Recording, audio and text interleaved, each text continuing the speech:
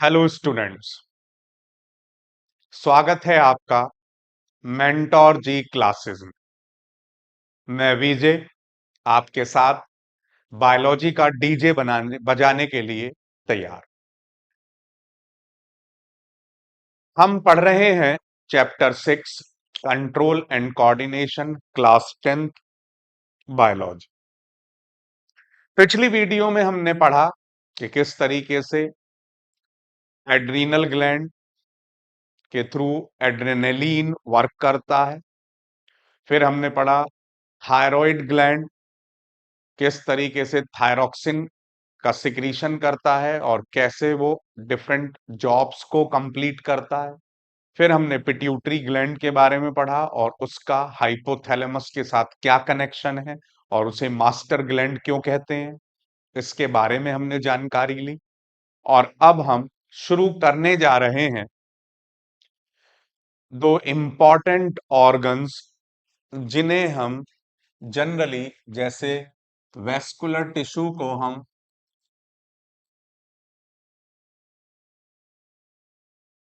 जो xylem and phloem है उनको मिलाकर वेस्कुलर बंडल कहते हैं, उसी तरीके से सेक्सुअल ऑर्गन्स को हम गोनेड्स नाम देते हैं। तो gonads is a collective term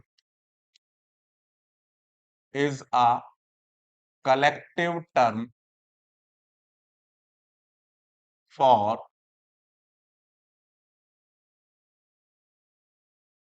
testes in male and ovary in female.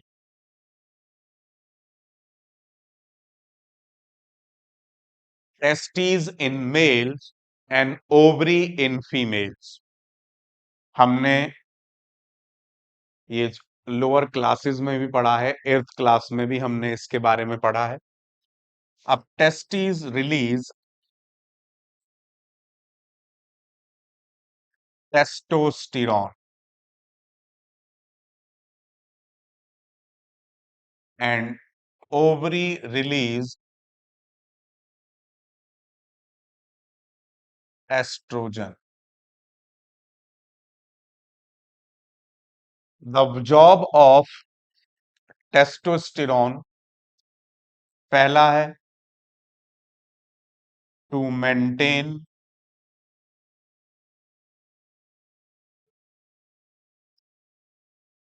spermatogenesis, that means formation, process of formation of sperm। और एस्ट्रोजन का पहला फंक्शन है to maintain oogenesis, that means the process of formation of ovum। Second, अगर हम बात करें तो second is for to maintain secondary sexual characters in male, और इसी तरीके से to maintain secondary sexual characters in female.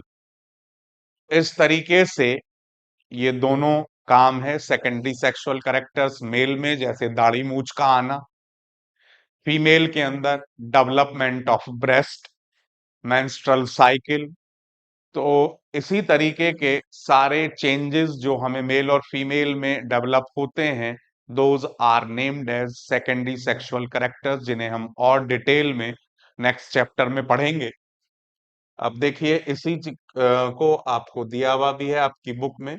Let's focus और let's mark those areas. This is here, this paragraph. You must have noticed many dramatic changes in your appearance as well as that of your friends as around 10 to 12 years of age, and that is named as puberty, and that is puberty due to secretion of testosterone testosterone in males and estrogen in females। तो अब इनके क्या काम है वो मैंने आपको बता दिए। लास्ट हार्मोन है अब हमारा, दैट इज थ्रू पेंक्रियाज। इसको मैं आपको शेयर कर सकता हूं। So let's have this QR code regarding this and keep this stored in your notebook। that is very very important। देखिए एनसीईआरटी से बाहर कुछ नहीं आएगा, इस पर आपको बहुत फोकस करके दिमाग लगाना है। एक्स्ट्रा पढ़ने से कुछ नहीं मिलना। जितना आपका एनसीईआरटी है उसको बार बार लगातार रिवाइज करें, नंबर ऑफ क्वेश्चंस डील करें, मल्टीपल तरीके से उसको एब्जॉर्ब करने की कोशिश करें हर वैल्यू के साथ कि भाई एमसीक्यू कैसे हो सकता है, 2 नंबर में कैसे आ सकता है, 3 नंबर में कैसे आ सकता है। I think that is enough time. So let's move to the next. अब हम नेक्स्ट हार्मोन की तरफ चलते हैं। अब हम बात करते हैं pancreas. Pancreas is a composite और कंपाउंड और मिक्स्ड ग्लैंड। मिक्स्ड ग्लैंड, ये तीनों तरीके से इसके नाम के साथ हम जोड़ सकते हैं। ये एक कंपोजिट ग्लैंड भी है, ये एक मिक्स्ड ग्लैंड भी है और ये एक कंपाउंड ग्लैंड भी है। अब क्यों है ये? उसके दो रीजन है। That has two part, pancreas has two parts. One is exocrine part and second is endocrine part। So that has two parts, exocrine as well as endocrine। So exocrine part, that part with duct, and that is ductless। अब इसीलिए its secretions, इनके secretions को हम कहते हैं, आपने पढ़ा है, पेंक्रियाटिक जूस। और जिसके पेंक्रियाटिक जूस में वी हैव डिफरेंट एंजाइम्स जिनके फंक्शंस हमने चैप्टर 5 में कंप्लीट कर लिए थे डाइजेस्टिव सिस्टम में। डक्टलेस ग्लैंड्स से निकलते हैं हॉर्मोन्स। हॉर्मोन्स 3 निकलते हैं लेकिन हमारे सिलेबस में है इंसुलिन। तो अब यहां पर हम इंसुलिन के बारे में बातचीत करने वाले हैं। That is a very important hormone. तो देखते हैं अब इंसुलिन के बारे में। Insulin, this hormone insulin that regulates our blood sugar level, regulates our blood sugar level। ये हमारे ब्लड शुगर लेवल को मेंटेन करता है, रेगुलेट करता है। अब शुगर का मतलब है यहां पर ग्लूकोज। अब ग्लूकोज का लेवल हमारे शरीर में 3 बेसिस पर है। If insulin released is released normal, less than normal and more than normal।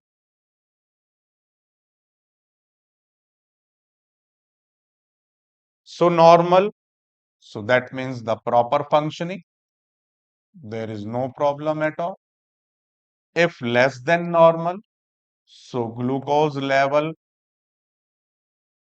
बढ़ जाएगा and that is named as sugar or diabetes। अगर लेस इंसुलिन निकलेगा तो शुगर का लेवल बढ़ जाना है। मोर में बात करें हम, so that is also named as आपका ये हाइपरग्लाइसीमिया हो जाएगा और यहां पर हाइपरग्लाइसीमिया यानी कि ग्लूकोज का लेवल बढ़ जाना, दिस वन। और इसको हम कहते हैं हाइपोग्लाइसीमिया, ग्लूकोज का लेवल कम हो जाना बॉडी के अंदर क्योंकि इंसुलिन ज्यादा बन रहा है। जनरली ऐसा बहुत कम होता है। दैट शुगर, बेसिकली जिसको हम जिस शुगर कह रहे हैं, दैट्स अ मेटाबॉलिक डिसऑर्डर। तो शुगर और diabetes is a metabolic disorder.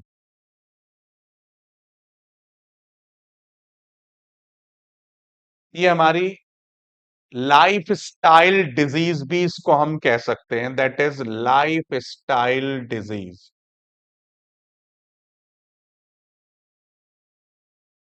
इसको हम खुद बुलाते हैं, इसको न्योता देते हैं, हम इनविटेशन देते हैं कि आइए हमें बीमार करिए। देखिए, एक बहुत गलत चीज हमारे दिमाग में है कि ज्यादा मीठा खाने से शुगर होती है, लेकिन खाली मीठे से ही नहीं होती है। हमारे प्रॉपर एक्सरसाइज ना करने से, ओवर ईटिंग करने से, जंक फूड खाने से, ऑयली खाने से, ज्यादा तीखा खाने से, देखिए जहां डाइजेस्टिव सिस्टम हमारा बिगड़ेगा वहां पर डायबिटीज होने के चांसेस बढ़ जाएंगे। इसलिए योगा बहुत इंपॉर्टेंट है। ये एक ऐसी चीज है जो हमारे बॉडी को मेंटेन करता है, स्ट्रेंथ देता है बुरी से बुरी कंडीशन को भी झेलने में। तो बहुत सारी चीजों के लिए योगा हमारे लिए बड़ा इंपॉर्टेंट है। तो डायबिटीज भी उस तरीके का है। अब जैसे जनरल ट्रेंड हो गया है, सभी के मॉम और डैड जॉब पर जाते हैं, बच्चे अकेले हैं, मम्मी आज सपोज कीजिए किसी दिन ऐसा हुआ कि काम की वजह से खाना नहीं बना पाए या मेड नहीं आ पाई, कुछ भी ऐसा आपके साथ हुआ और जनरल ये रूटीन में बढ़ता रहे और आप रोज स्विगी से या पिज्जा ऑर्डर करते रहें या जंक फूड ऑर्डर करते रहें, तो एक समय ऐसा आता है कि शरीर के अंदर इंसुलिन का लेवल संभालने में मजबूर हो जाता है और ग्लूकोज बढ़ना शुरू हो जाता है। और इसी वजह से आज की तारीख में बच्चे भी इस शुगर नाम की बीमारी से इफेक्टेड हो रहे हैं। इसलिए बेहतर यह है कि हम अपने खाने पीने पर कंट्रोल करें, सब कुछ खाएं लेकिन लिमिट में खाएं। ओवर लिमिट करने से ये बीमारी को आप दावत देंगे, इसको बुलाएंगे आप, इसको आप न्योता देंगे। तो that is not a disease, that's a metabolic disorder, basically life style disorder. अगर हम अपने अंदर इसमें सुधार करेंगे तो निश्चित तौर पर इससे हम दूरी बना सकते हैं, इसको हम बुलावा नहीं देंगे और फिर हम आगे अपने हेल्दी लाइफ को कंप्लीट कर सकेंगे। I am sharing the QR code for that. तो उस क्यूआर कोड से इन सभी पॉइंट्स को अपने पास स्टोर रखें ताकि आप इन्हें फ्यूचर में नोट्स फॉर्म में यूज कर सकें। बहुत इंपॉर्टेंट है, इसको बड़े ध्यान से समझें और सोचें। I think that is enough time to deal with this QR code. चलिए आगे की बात करते हैं, हम नेक्स्ट मूव करते हैं अब। तो देखिए अब इसमें क्या कह रहे हैं ये कि डू यू नो, बुक में क्या दिया हुआ है, do you know anyone in your family और friend who has advised by the doctor to take less sugar in their diet because they are suffering from diabetes? As a treatment they might be taking injections of insulin। अब देखिए ये treatment के तौर पर insulin के injections लिए जाते हैं। This is hormone which is produced by the pancreas, ये भी मैंने आपको बताया कि पेंक्रियाज इसको प्रोड्यूस करता है। Help in regulating blood sugar levels, it is not secreted in proper amount, the sugar level in the blood rises causing many harmful effects. अब वो मैनी हार्मफुल इफेक्ट्स क्या हो सकते हैं? हमारा वेट लॉस हो सकता है, हम एक्सेसिव यूरिन पास हो सकता है, बार बार यूरिन पास करें, एक्सेसिव थर्स्ट, ज्यादा प्यास लगना, ड्राई माउथ। तो ये अलग अलग तरीके की कंडीशन, और एक्सेसिव हंगर, ज्यादा भूख लगना, तो ये सब अलग अलग इसके सिम्टम्स हैं जो शुगर पेशेंट्स को खाना खाने के बाद भी उसको भूख लगती है या जल्दी भूख लगनी स्टार्ट हो जाती है। तो ये सारी चीजें इसके इफेक्ट्स हो सकते हैं। तो ये सारी चीजें भी आपको ध्यान रखनी है। मैं आपको इसका क्यूआर कोड शेयर कर रहा हूं ताकि आप ये अपने पास सेव रख सकें, क्योंकि भाई देखिए कॉम्पिटेंसी बेस्ड क्वेश्चंस का आज की तारीख में कुछ भरोसा नहीं है। यही छोटे छोटे चीजें बोर्ड पूछ रहा है आजकल, तो इनसे भी रिलेट होकर आपको चलना पड़ेगा। That is very very important for your coming exam. I think it is enough time to correlate with this. Let's move to next. आगे चलते हैं। अब देखिए जी, अब नेक्स्ट आता है, देखिए बड़ा इंपॉर्टेंट है अब यहां पर फीडबैक मैकेनिज्म। बहुत इंपॉर्टेंट क्वेश्चन है ये बोर्ड एग्जाम का। That's a very important question, तो बड़े ध्यान से इसको समझें। देखिए जी, व्हाट दे वांट टू से, फिर इसके बाद हम ये टेबल भी डिस्कस करेंगे।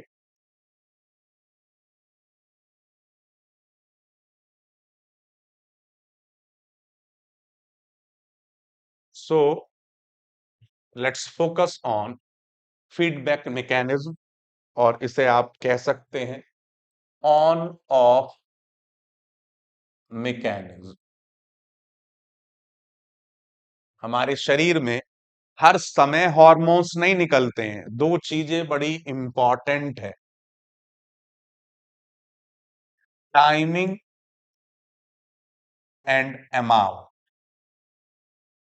Of hormone release. These are very, very two important points for hormone, timing और अमाउंट। तो देखिए यही बात आपसे कह रहे हैं, और इसी को ही हम फीडबैक मैकेनिज्म नाम देते हैं। That is very very important. देखिए, hormones should be secreted in precise quantity. Hormones should be secreted in precise quantity. अब प्रिसाइज का मतलब यहां पर दोनों है, आपका timing and amount, amount of hormone and timing of release of hormone. दोनों ही प्रिसाइज के साथ जुड़े हुए हैं। एक में भी कमी हुई तो बॉडी फंक्शनिंग के ऊपर उसका इफेक्ट पड़े, डेफिनेटली पड़े।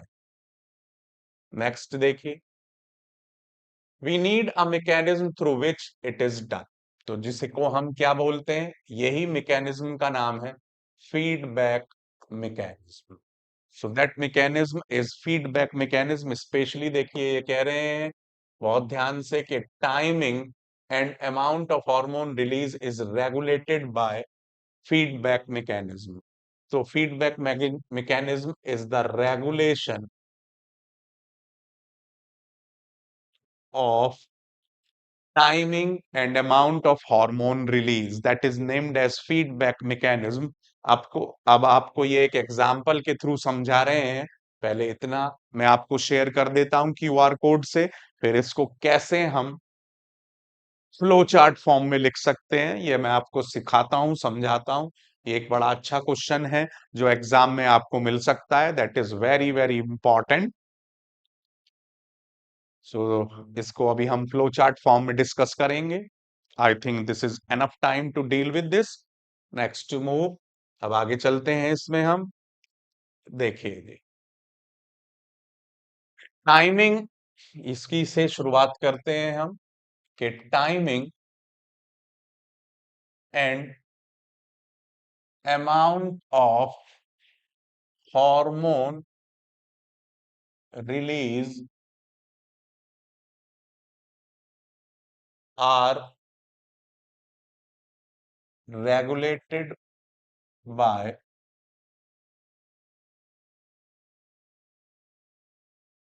feedback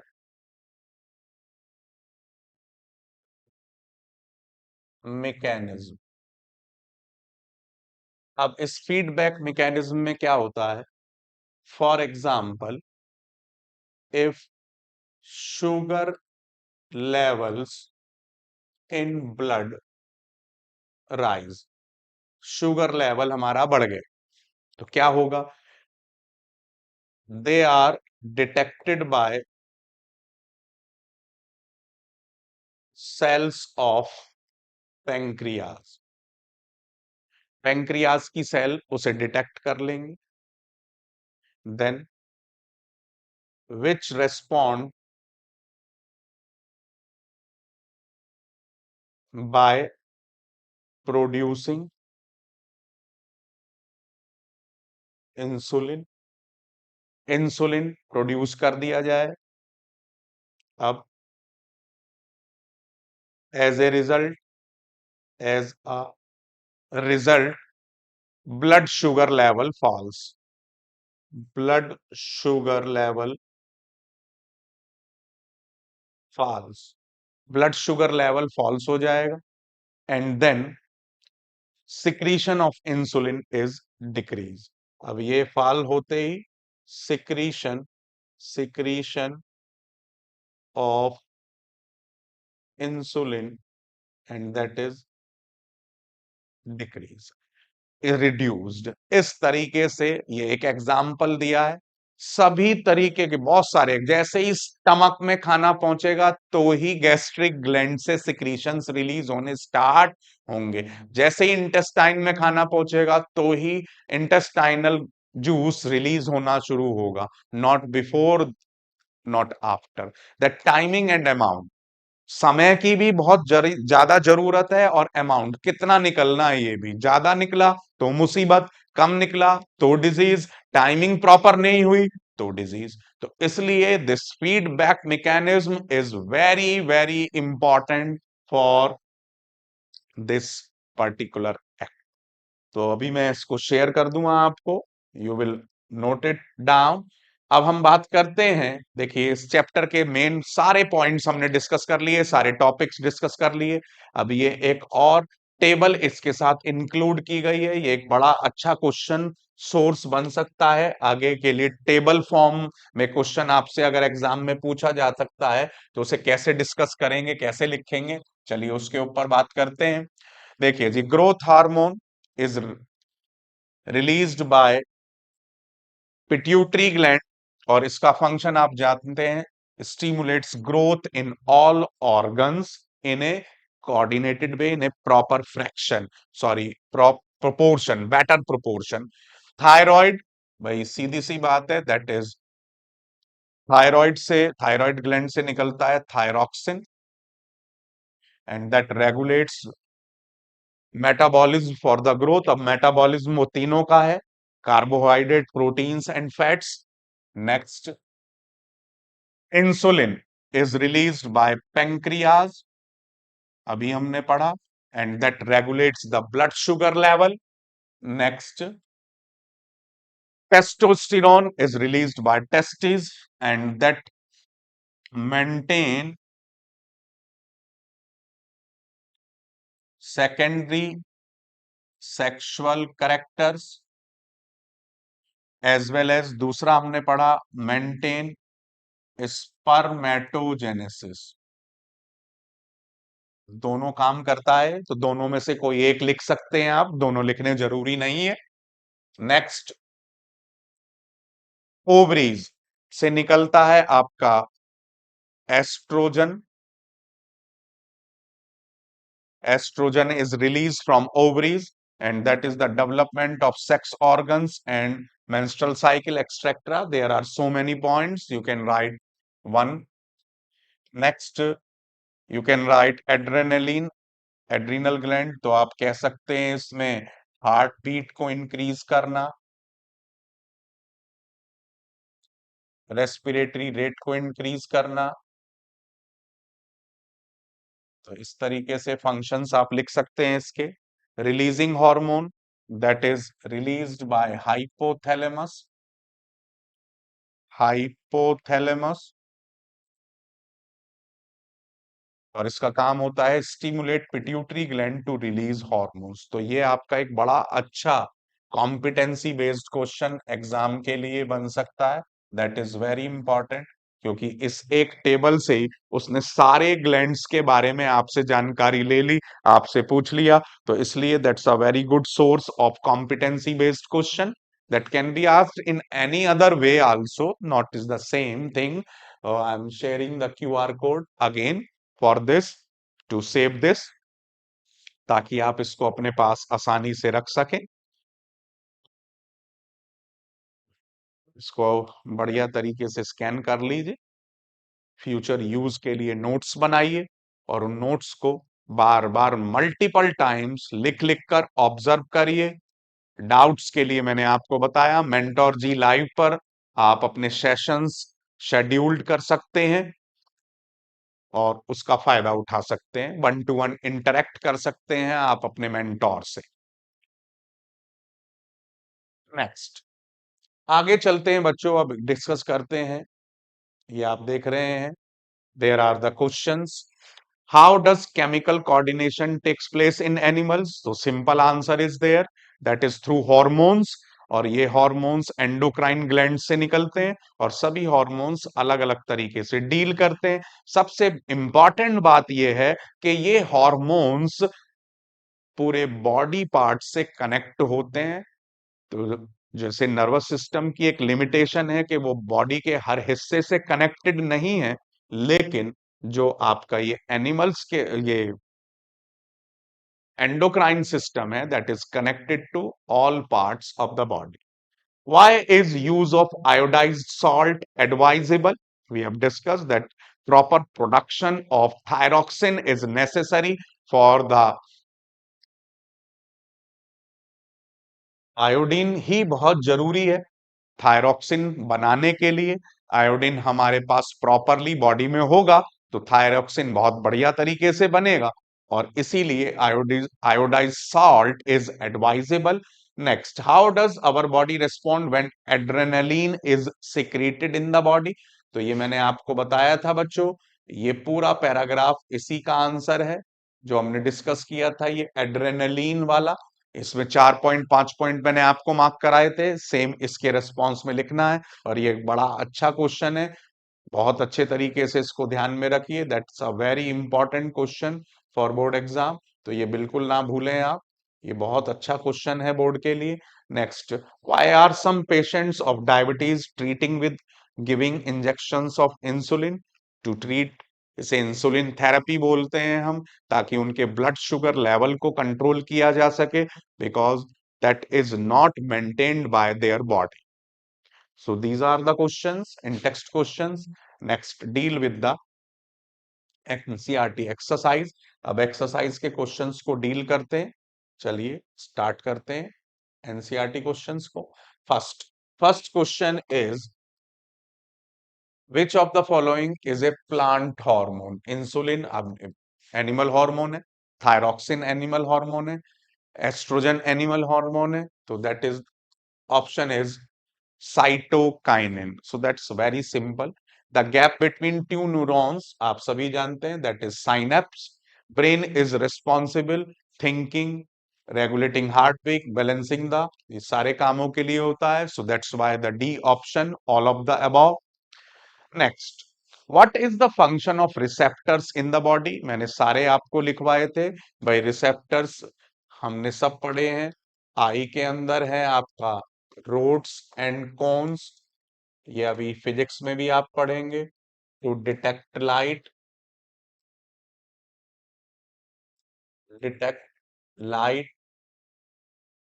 उसके बाद हमने पढ़ा ईयर, ईयर के हमने पढ़ा olfactory, sorry, phono receptor, phono receptor to detect sound.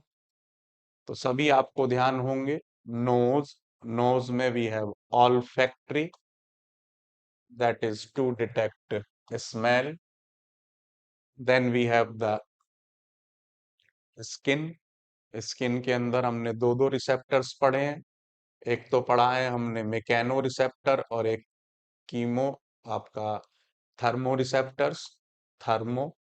तो ये डिटेक्ट करने के लिए होता है हॉट और कोल्ड, और mechano receptor to detect pain, pressure.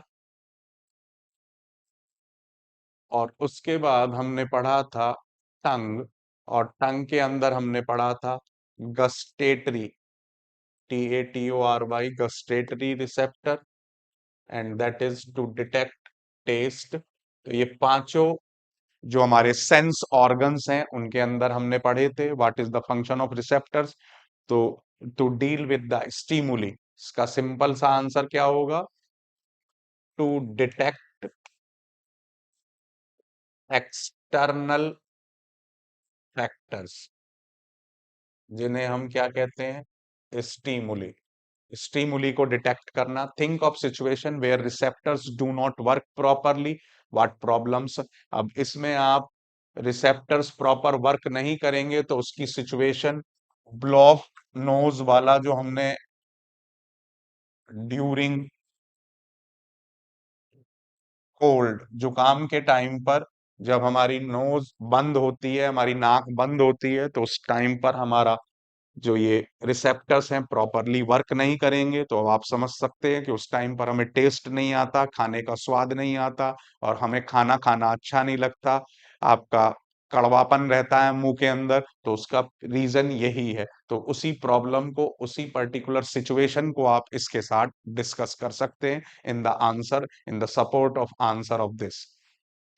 Next, next आपसे पूछा गया है जी इसके अंदर कि draw the structure of A neuron and explain its function. तो अब आप जानते ही हैं न्यूरॉन को हम तीन पार्ट में बांट सकते हैं, आपको मैंने बताया था। एक तो हो गया साइटोन और सेल बॉडी और पेरी कैरियन, पेरी कैरियन, और एक हो गया उसका एक्सॉन, और एक हो गया एक्सॉन एंडिंग्स। सबके फंक्शन आप जानते हैं। साइटोन में डेंड्राइट्स होते हैं, डेंड्राइट्स का काम है एक न्यूरॉन से सिग्नल्स को रिसीव करना, रिसीव करने के बाद ये पहुंच जाते हैं एक्सॉन तक, एक्सॉन से एक्सॉन एंडिंग्स को, और एक्सॉन एंडिंग्स का काम है उसको अगली न्यूरॉन के डेंड्राइट्स तक पहुंचाना, साइनेप्स के थ्रू। तो दीज आर द फंक्शन। पूरा डायग्राम बनाकर इसको ढंग से समझाएंगे आप। Next, how does phototropism occur in plants. Activity 6.2 जो हमने करी थी, 7.1 तो ये 6.1 तो ये इसके बेसिस पर है, नोज के बेसिस पर, और 7.2 एक्टिविटी जो मैंने आपको समझा, सॉरी 6.2 वो प्लांट्स के बेसिस पर हो गई आपकी। Which signals get disturb in case of spinal cord injury. तो इसमें आएगा आपका रिफ्लेक्स एक्शन, रिफ्लेक्स एक्शन सारे के सारे हमारे डिस्टर्ब हो जाएंगे, और साथ में जितने भी फंक्शनिंग हमारी गर्दन के नीचे की है, गर्दन से लेकर नीचे तक की सारी बॉडी फंक्शनिंग को डेवलप और रेगुलेट करने का काम किसका होता है? That is done by spinal cord. ये पूरी तरीके से स्पाइनल कॉर्ड डील करता है। Next, how does chemical coordination takes place in plants. तो आपको इसके अंदर जो मैंने सोर्स सेल वाला डायग्राम बनाकर आपको समझाया था वो सेम डील करना है। इसको मैं QR कोड से पहले शेयर कर देता हूं, और फिर आपको वो पर्टिकुलर पैराग्राफ फिर दिखाता हूं जो इसका आंसर है, जो आपको आगे तक के लिए दिमाग में रखना है। तो इसको अच्छे तरीके से सेव कर लीजिए ताकि आप आंसर्स गलत ना लिखें। बेटा देखो, हमें कितना लिखना है, क्या कंटेंट है, वो बहुत मायने रखता है, कि वो वेटेज के ऊपर डिपेंड करता है कि क्वेश्चन कितने नंबर का आ रहा है। 1 मार्क के लिए आपको कैसे लिखना है, 2 मार्क्स के लिए, तो क्वेश्चन को उसी हिसाब से लिखें। बाय कंटेंट बिल्कुल नहीं छूटना चाहिए, फालतू कुछ नहीं लिखना है। आज की तारीख में 2 नंबर का क्वेश्चन है तो वो 2 पेज का मतलब 4 लाइनें 10 लाइनें लिखना जरूरी नहीं है। आप भले ही 1 लाइन लिखें लेकिन उसमें सारी बातें आनी चाहिए जो जरूरी हैं, जो क्वेश्चन की डिमांड है। तो क्वेश्चन ना तो हमें आंसर ना तो हमें कम लिखना है ना ज्यादा लिखना है, हमें प्रिसाइज लिखना है। जैसे अभी हमने पढ़ा था feedback mechanism, timing and amount, तो उसी तरीके से content is very very important, कि जो आंसर को सपोर्ट करे, that must not be less और must not be more, that is precise, that is very very important. चलिए आगे अब डील करते हैं। तो मैंने आपको वो दिखाना है कि केमिकल कोऑर्डिनेशन के लिए आपको क्या लिखना है। देखिए यहाँ पर ये केमिकल कोऑर्डिनेशन के बारे में पूरा दिया हुआ है, दिस पैराग्राफ। ये हमारा cell to cell diffusion ordinary cell से किस तरीके से होता है, सोर्स सेल, क्योंकि प्लांट्स के अंदर source sales basically endocrine glands नहीं होती, वहां पर सेल ही हॉर्मोन्स को सिक्रीट करने का काम करती हैं, और बाकी नेबरिंग सेल्स रिसेप्टर्स के थ्रू उन हॉर्मोन्स को एक सेल से अपनी नेबरिंग सेल्स तक पहुंचाती हैं। इस तरीके से वो coordination, cell to cell communication इसको हम बोलते हैं। तो इस पूरे पैराग्राफ के थ्रू जो मैंने आपको एक सोर्स सेल वाला डायग्राम बनाया था, नेबरिंग सेल वाला, सेम आपको वो डील करना है और उसी को इससे इसकी सपोर्ट में लिखना है। नेक्स्ट नेक्स्ट क्वेश्चन है जी आपका। अब देखिए, what is the need of system of control and coordination in an organism. देखिए, कंट्रोल एंड कोऑर्डिनेशन ये एक ऐसा सिस्टम है। देखो, अगर कंट्रोल एंड कोऑर्डिनेशन नहीं है तो we can not deal with the environmental fluctuations. भाई, अचानक सर्दी हो रही है तो हम कपकपाने लगते हैं, बहुत गर्मी हो रही है तो पसीना निकलना शुरू हो जाता है। तो ये दोनों चीजें हमारे बॉडी टेम्परेचर को एनवायरनमेंट के हिसाब से मेंटेन करने के लिए जरूरी है। और ये कब हो रहा है, इसमें फैक्टर क्या हुआ, कोल्ड और हीट, उसको हमारी स्किन ने, रिसेप्टर्स ने कैप्चर किया और उसके बेसिस पर हमारे शरीर ने मेटाबॉलिक चेंजेस किए। तो ये एक कोऑर्डिनेशन एंड कंट्रोल का एक एग्जाम्पल है। इसी तरीके से एग्जाम के अंदर जब हम तैयारी करके जाते हैं तो शुरुआत में हमें लगता है कि भाई हम भूल जाएंगे, हमें याद नहीं रहेगा, बराबर ये एक चीज दिमाग में बनी रहती है। लेकिन जैसे ही हम क्वेश्चन देखते हैं, मेहनत से पढ़कर घर से जाते हैं, तो धीरे धीरे सारी चीजें ऑटोमेटिकली आती रहती हैं और हम लिखते रहते हैं। सो that is again a control and coordination. इसी तरीके से सिचुएशन आप देखें, आप टीवी देख रहे हैं, लगातार आप टीवी देख रहे हैं लेकिन फिर भी उसके साथ साथ खाना भी खा रहे हैं और भी एक्टिविटी कर रहे हैं, तो that is again control and coordination. तो हम और सारे के सारे डाइजेस्टिव, सर्कुलेटरी, आपका ट्रांसपोर्टेशन हो गया, सर्कुलेटरी हो गया, एक्सक्रीटरी सिस्टम हो गया, डाइजेस्टिव सिस्टम हो गया, रेस्पिरेटरी सिस्टम हो गया, सब एक दूसरे के साथ मिलजुल कर काम करते हैं। That is again control and coordination. So for proper and precise activity for our body, this control and coordination is very very necessary. तो इस तरीके से आप 5-6 पॉइंट्स बना सकते हैं, इसको एक्सप्लेन कर सकते हैं। Next, how are involuntary actions and reflex actions different from each other. देखिए, इनवॉलेंट्री एक्शंस जितने भी होते हैं वो सारे के सारे हमारे किसके कंट्रोल में है, हाइंड ब्रेन के मेड्यूला के कंट्रोल में। पेरिस्टेलिटिक मूवमेंट है, चाहे चाहे ब्लिंकिंग ऑफ आईज है, सलाइवेशन है, हार्ट बीट का रेगुलेशन है, रेस्पिरेटरी रिदम का रेगुलेशन है। तो ये सारा हिस्सा हमारा, ये सारे काम ऑटोमेटिक होते हैं, क्विक। और जितने भी ये रिफ्लेक्स एक्शंस हैं, रिफ्लेक्स एक्शन दोनों ही हमारी विल के अंडर में नहीं है, लेकिन दोनों में हमारा बहुत बड़ा, देखो, इनवॉलेंट्री एक्शंस में ब्रेन का भी इन्वॉल्वमेंट है, क्योंकि हाइंड ब्रेन का पार्ट है वो, जिसमें कोऑर्डिनेशन किसका भी रहता है, स्पाइनल कॉर्ड का भी रहता है। लेकिन जो रिफ्लेक्स एक्शन है that is totally related to spinal cord. और ये क्विक एक्शन है जो कि हमें डैमेज से बचाता है। और इनवॉलेंट्री एक्शंस जितने भी हैं वो सभी हमारे ग्रोथ कंट्रोल कोऑर्डिनेशन से जुड़े हुए हैं। तो इस तरीके से आप इनके डिफरेंसेस को लिख सकते हैं। ऐसे ही नेक्स्ट, नर्वस सिस्टम और हार्मोनल सिस्टम। भाई नर्वस सिस्टम हमारा न्यूरॉन्स के थ्रू होता है, हार्मोनल सिस्टम हार्मोन्स के थ्रू होता है। हार्मोन्स आपका एंडोक्राइन ग्लैंड से सिक्रीट होते हैं। नर्वस सिस्टम नर्व सेल से मिलकर बना हुआ होता है। नर्वस सिस्टम स्लो है, अगर हम कहें मतलब हार्मोनल सिस्टम स्लो है नर्वस सिस्टम के अगेंस्ट, और बट ये स्टीडी है, परसिस्टेंट है। ठीक है, नर्वस सिस्टम क्विक कहेंगे हम। और इसी तरीके से नर्वस सिस्टम जो है लिमिटेड जगह पर कनेक्ट रहता है। जैसे नर्वस सिस्टम आपका दो मसल्स, अब आपका नर्व्स और मसल्स के बीच में, दो नर्व्स के बीच में, मसल्स और ग्लैंड्स के बीच में।